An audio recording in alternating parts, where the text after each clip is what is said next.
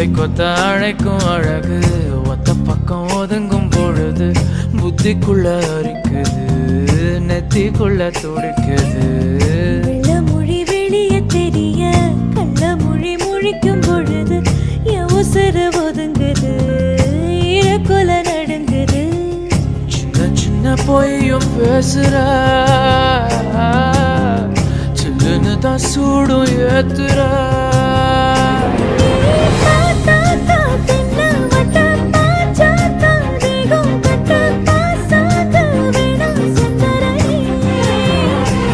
நீ தேயாத நாட்டு கட்ட தெரியாம மாட்டிக்கிட்ட ஏ ராசி என்றும் மன்மதனே.